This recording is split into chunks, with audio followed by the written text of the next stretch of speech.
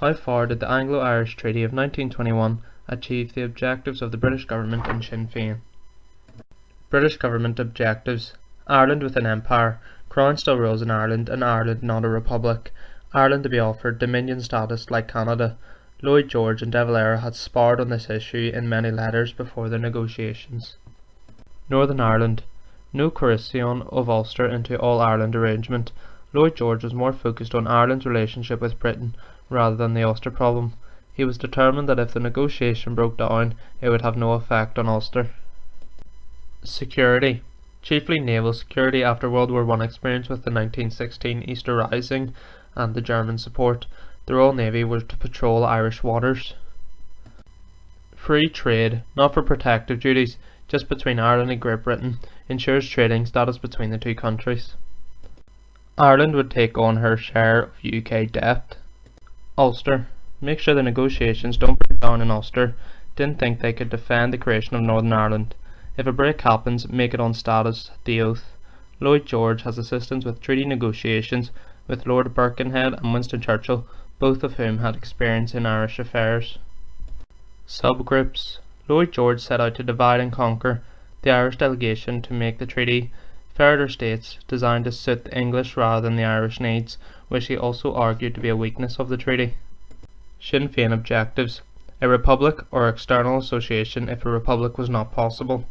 Although some in the Sinn Féin cabinet, like Griffith, were attracted to a Dominion status, while others, Brugger and Stack, were only going to be satisfied with a full republic. Irish unity: 32 counties Ireland. Wanted Great British government to put pressure on Unionists to end partition. De Valera's personal objectives: De Valera aimed not to be blamed if the treaty was signed, so sent Collins and Griffiths as plenipotentiaries instead.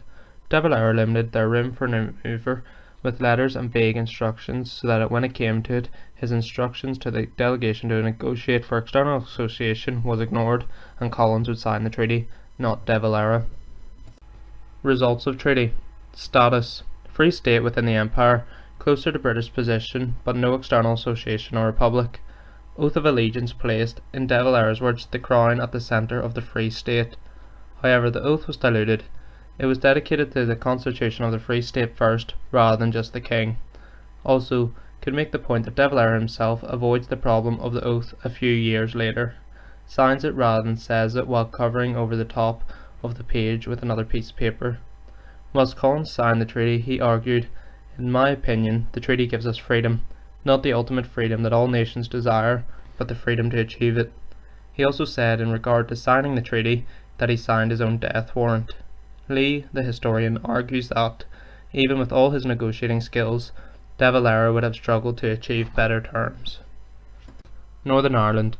Northern Ireland can opt out of the treaty, which it does at first chance. Then there is the Boundary Commission. For Sinn Féin, this looked like it might shrink Northern Ireland to only 4 counties and bring it into the Free State because it was too small, creating essential unity. Difficult to see any other option. Craig was not negotiating away any of Northern Ireland and stated to give not an inch to be given to the Free State. Christian not an option on Ulster. Treaty split the deal. Cathal Brugha sided with De Valera, Griffith with Collins. De Valera resigned as president and the deal narrowly voted for the treaty, but little enthusiasm. Collins became the new president of the new provisional government. In Hopkins' words, the deal cabinet supported the treaty 4-3, perfectly divided Sinn Féin. Dev said the treaty signing act of disloyalty, which led members of Sinn Féin and IRA choosing sides between Collins and De Valera on loyalty as well as beliefs.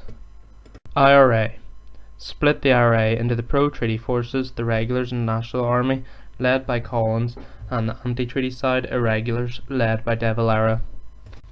Spark of civil war. Irregulars taken over 4 courts in Dublin, and Lloyd George threatened the British Army to return to Ireland to remove them, so Collins reluctantly opened fire on the 4 courts, starting the Civil War April 1922. Lloyd George's threat probably would have never been followed through, but Collins wasn't risking it.